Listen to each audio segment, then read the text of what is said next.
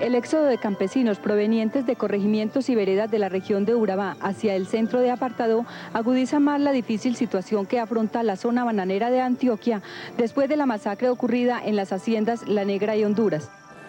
Cientos de trabajadores se tomaron la calle principal de Apartadó para protestar por el genocidio, solicitando la presencia del Estado en cabeza del presidente de la República y de altos mandos del gobierno nacional y departamental.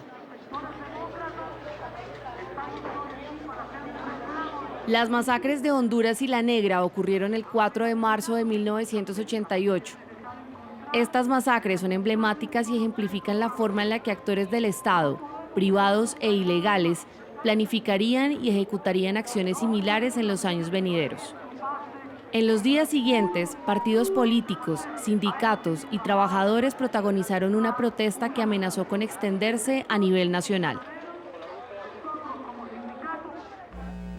Como resultado de la presión ejercida por las protestas, el gobierno tuvo que abrir una investigación. Hoy ha llegado a un punto culminante en la agudización de la confrontación política.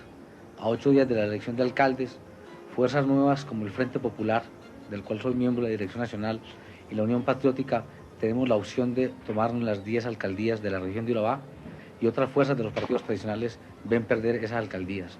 Hoy lo que se ve en Urabá es esa confrontación política que lastimosamente trajo como resultado el asesinato ayer de más de 20 militantes del Frente Popular. ¿A qué cree que se deben estas masacres que se están presentando en esta región del país? Esta masacre no es nueva, es la continuación de un proceso de la agudización del conflicto social, político y militar en la región de Urabá. General, ¿de dónde cree usted que procede este tipo de violencia en el Urabá? Eso es muy difícil. Eso es muy difícil. Vamos a esperar que los jueces nos lo digan, van a ir jueces especiales, los vamos a dar todo el apoyo y ellos son los que nos van a decir qué es lo que está pasando. ¿Correcto? El 13 de marzo, 30 agentes del Departamento Administrativo de Seguridad, DAS, llegaron a Urabá para realizar una investigación que duraría casi un mes. Hacia la misma fecha, la jueza Marta Lucía González, del Juzgado Segundo de Orden Público, llegó a la región para investigar el crimen. Forensic Architecture y la Comisión de la Verdad hablaron con ella. Fuimos 2 jueces de orden público designados para esa investigación. Llegamos a la sede de los juzgados de Turbo, Antioquia, y nos lo asignaron como sede para nosotros. Sin embargo, sabíamos que teníamos que ir al terreno, teníamos que ir a los sitios donde habían ocurrido las masacres, y además queríamos hablar con la gente que había sido testigo de tanto los hechos del día de autos como de los hechos antecedentes y subsiguientes. El informe de las masacres era confidencial, pero se filtró en la prensa y fue publicado el 3 de mayo de 1988 en la revista Semana, causando gran polémica.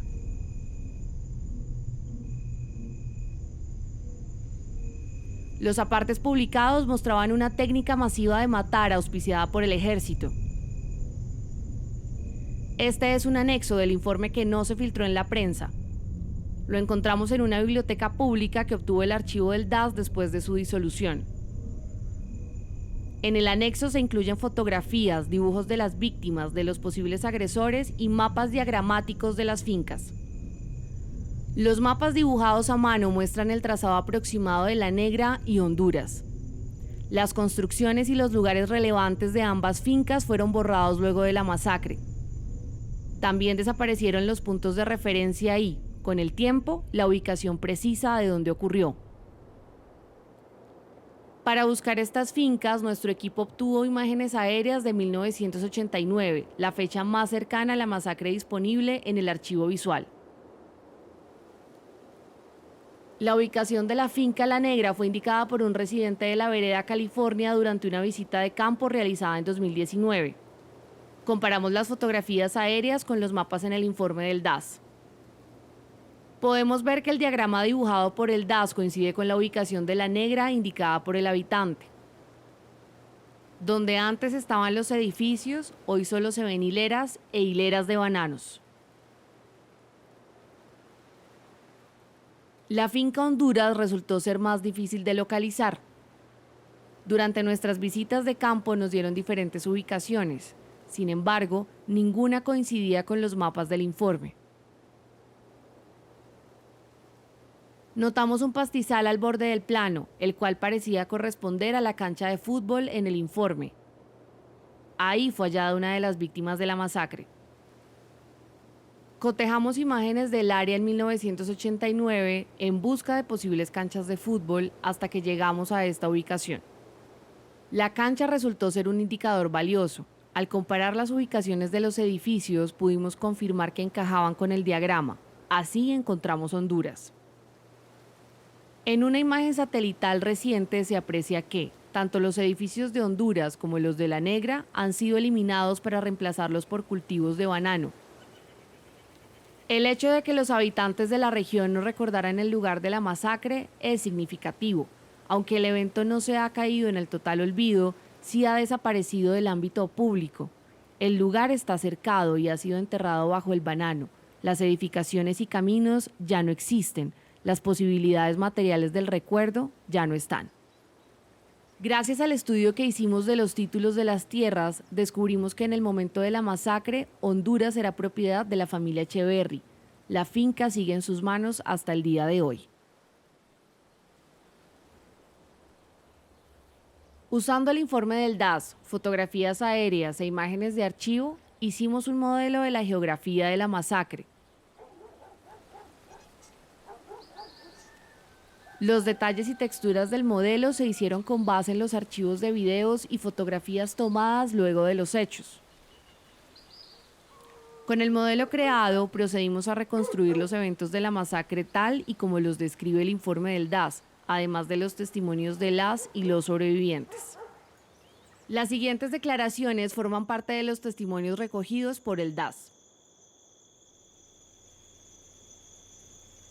En su relato dice que siendo aproximadamente la 1 de la madrugada, se presentaron unos 10 sujetos vestidos de civil con armas similares a las de los soldados, pero no de las largas, sino de las más cortas y escopetas, que violentaron la puerta donde vivían, sacaron a toda la familia con palabras soeces, indicándoles que trotaran hasta el sitio donde su compañero fue obligado a tenderse boca abajo y ella, junto con sus hijos, fueron obligados a regresar a la vivienda, encerrarse y apagar las luces. Posteriormente oyó los disparos y esperaron hasta que amaneciera.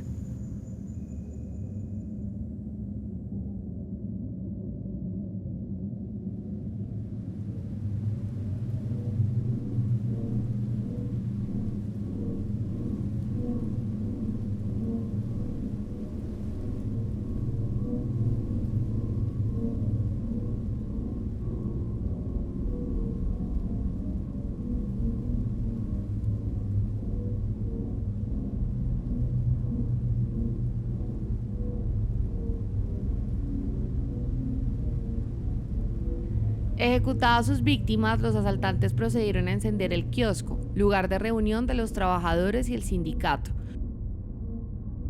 Luego dispararon contra el camión Pegaso, que estaba al servicio de la finca, e intentaron quemarlo, pero no lo lograron. También pintaron grafitis con aerosol sobre las paredes y el vehículo.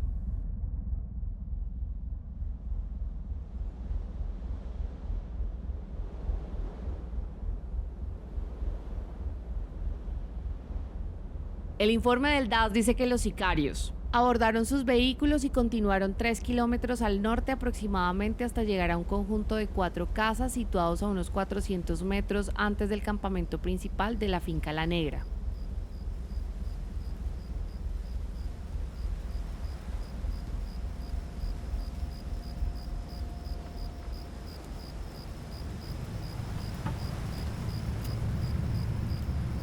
A este lugar llegaron en 3 vehículos, al parecer camperos, según la versión de Amparo Trujillo, esposa de Néstor Marino Galvis, primera de las víctimas.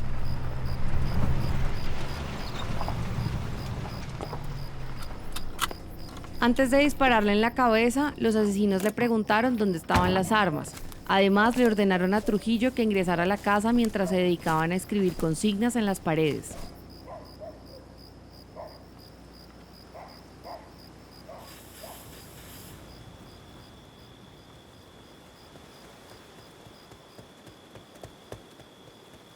Seguidamente llegaron a la casa de Natanael Rojas, cuya puerta fue destruida para entrar.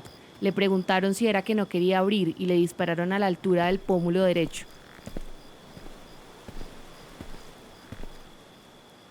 Al mismo tiempo, otros sujetos penetraron en la habitación de José Pineda, situada en la misma vivienda.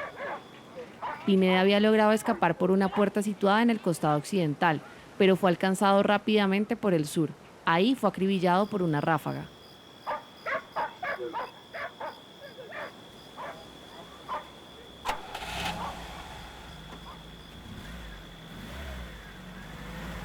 Recuerdo que lo primero que me llamó la atención fue las pintadas, los grafitis que habían en las paredes en donde firmaban las FARC y hablaban en contra del EPL. Entonces, parecería, y eso era lo que decía el ejército, que las FARC habían matado a esas personas que eran miembros del EPL. La gente que estaba conmigo del ejército me decía, mire doctora lo que hay, mire lo que aparece en las paredes. El DAS también llamó la atención sobre estos grafitis y los usó como evidencia para argumentar que las masacres fueron perpetradas por el EPL, una organización guerrillera de tendencia maoísta y con fuerte presencia en la región. El DAS analizó la estructura del EPL, la propiedad de la tierra y ubicó estos elementos en el centro de su informe.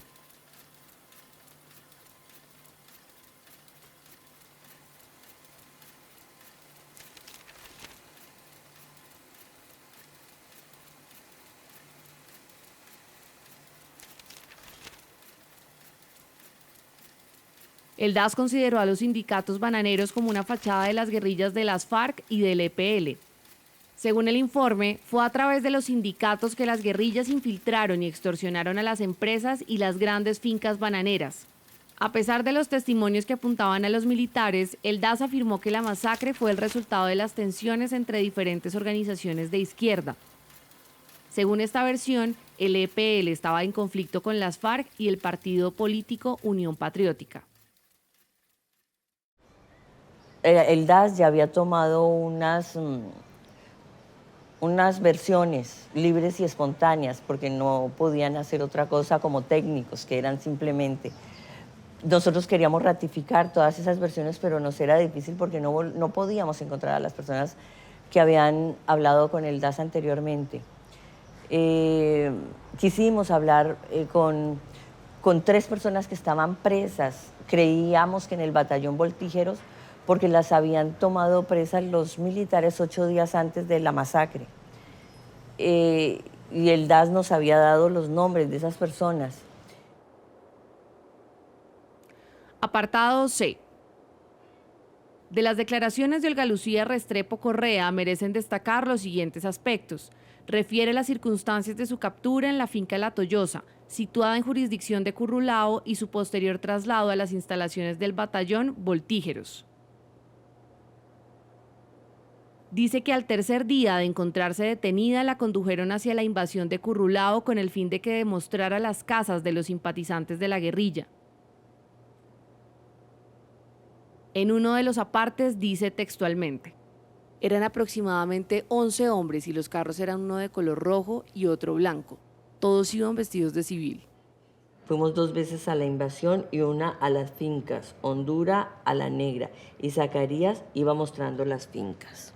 Sí, esto estaba en la investigación, esto lo conocí yo en ese expediente.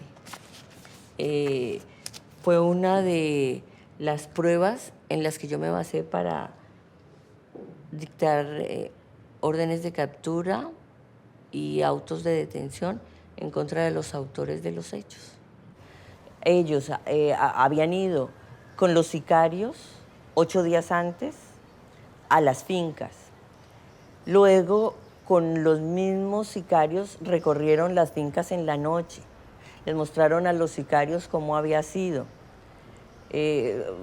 cuáles eran las personas que estaban involucradas con la guerrilla de esas fincas, cuáles trabajadores.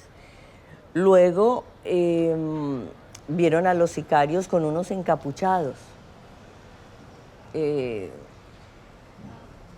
No se logró dilucidar que fueran los miembros del ejército, pero parece ser que eran ellos. Y aparte de todo, gracias a un sicario que fue detenido después. Este sicario rindió testimonio dentro de la investigación por la masacre de las haciendas Honduras y La Negra. Y él contó cómo habían salido de las escuelas de sicarios del Magdalena Medio. Se habían desplazado hasta Medellín. En Medellín los recibió el comandante del batallón Voltígeros, Becerra Borges. Becerra Borges les pagó el hotel con una tarjeta Diners y luego los llevó al batallón Voltígeros, en donde se hospedaron. Y fue cuando después salieron con los miembros del ejército por las fincas. Y por eso el auto de detención que yo proferí en contra de los miembros de las Fuerzas Armadas, del comandante de inteligencia del batallón Voltígeros y del segundo de esa sección de inteligencia del batallón y de un sargento de esa misma sección del batallón. Era clarísimo para mí, con esas pruebas podría dictarse sentencia condenatoria en contra de ellos. Estaban siendo investigados por la justicia ordinaria, pero luego se trasladó su investigación a la justicia penal militar y ahí inmediatamente los desvincularon, creo. No siguieron, ellos nunca fueron investigados ni sancionados por estas muertes. Y también se desvincularon a los narcotraficantes, me imagino que por miedo, ¿no?, de los investigadores. Pero los que sí terminaron condenados en sentencia confirmada en casación por la Corte Suprema de Justicia fueron los paramilitares y los sicarios.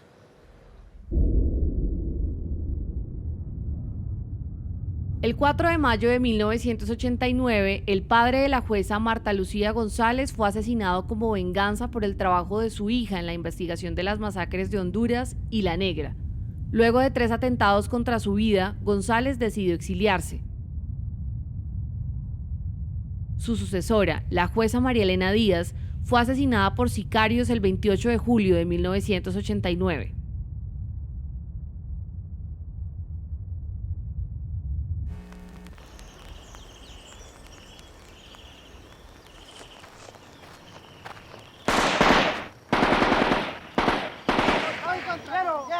Y en mi pecho llevo el odio contra las guerrillas comunistas. ¡Quiero venganza! ¡Mucha venganza! Tengo sed, mucha sed. Quiero sangre para calmar mi ardor. Soy contraguerrillero. עכשיו, כל קפיצה הוא היה צריך לראות לפחות כדור אחד. הוא עושה קפיצה, יורה כדור, עושה קפיצה, יורה כדור. יהיה לכל אחד 10 כדורים. כך שהם חילקו את זה לאורך כל הדרך. Pero todos.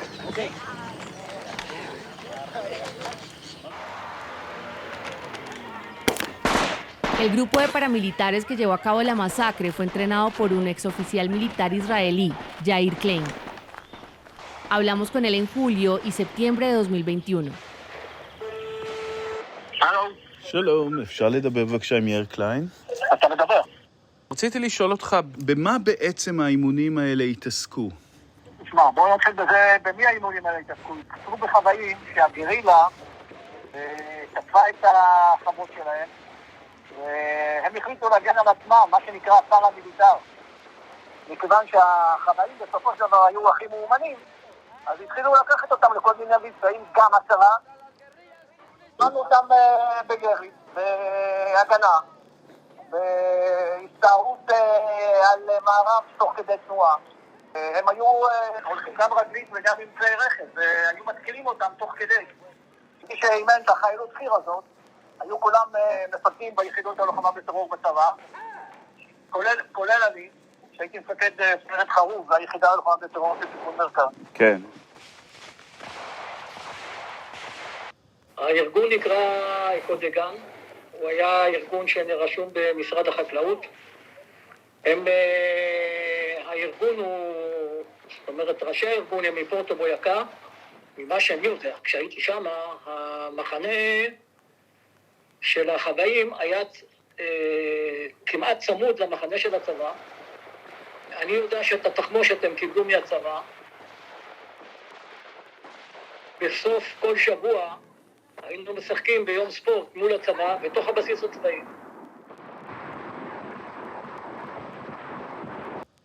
אבל אנשים שלכאורה היו מאומנים על ידך, היו מעורבים באיזשהו טבח במקום שנקרא הונדורס לה נגרה. זכור לך המקום הזה? לא שאני מכיר את המקרה. אבל סביר להניח, תשמע, אני לא יכול להגיד לא. כי אמרתי לך, ברגע שאני אמרתי שם את החבורה הזאת, אז לכל אחד היה רצון שיהיו להם לפחות לוחם אחד או שניים מתוך החבר'ה.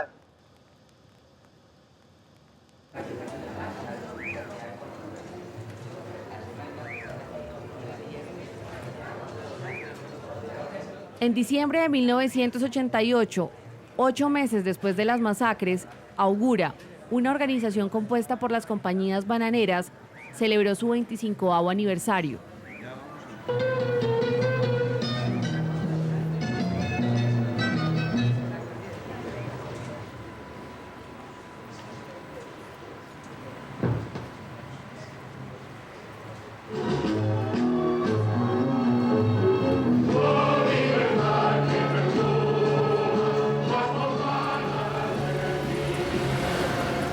Hemos creído equivocadamente en un país en el que, como se ha dicho con acierto, hay más territorio que nación y más nación que Estado. Que la presencia de este último, que el ejercicio de los compromisos que surgen de esa institución política que es el Estado, se cumplen con la simple presencia de unos soldados de las Fuerzas Armadas. Doctor, una pregunta. ¿Usted no cree que tanto aquí en la zona como en otras regiones del país, para que el Estado y sus funcionarios recuperen la autoridad moral, se debe primero aclarar una serie de acciones de los paramilitares? No, habría que aclararlas ante la justicia, pero no el Estado. El Estado es absolutamente extraño a eso. Parta usted de esa base. Es el esfuerzo que están haciendo las fuerzas de la confusión para revolver factores que no son confundibles.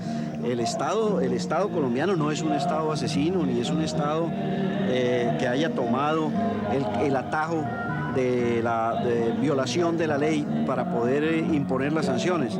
Esa es la imagen torcida que se quiere hacer de la labor del Estado y de la presencia del Estado.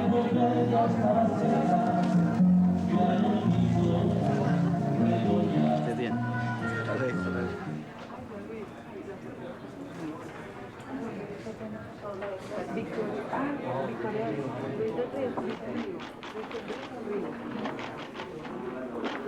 La guerrilla escogió a Urabá como un centro experimental guerrillero.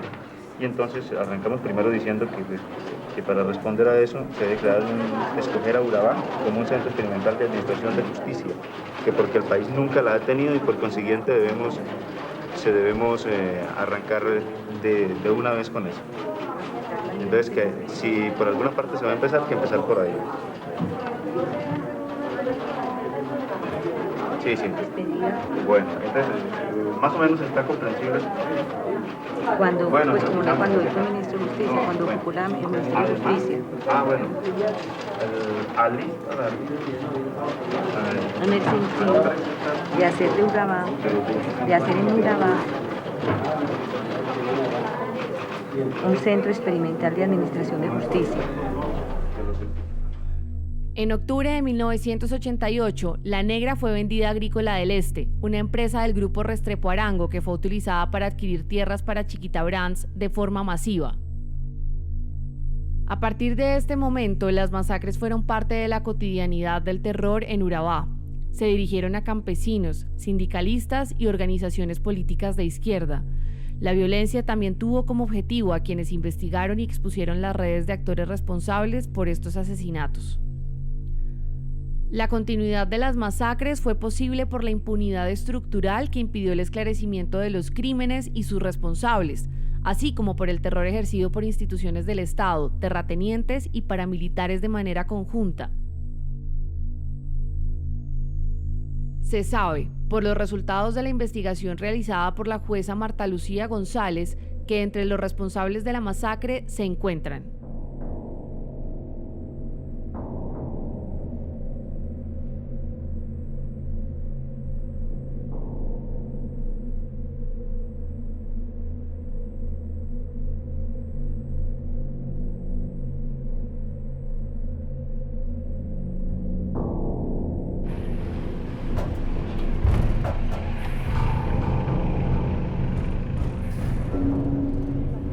el modelo de alianza entre el Estado, actores privados y grupos ilegales que hicieron posibles masacres como las de Honduras y La Negra se extendió y normalizó en la región y el resto del país.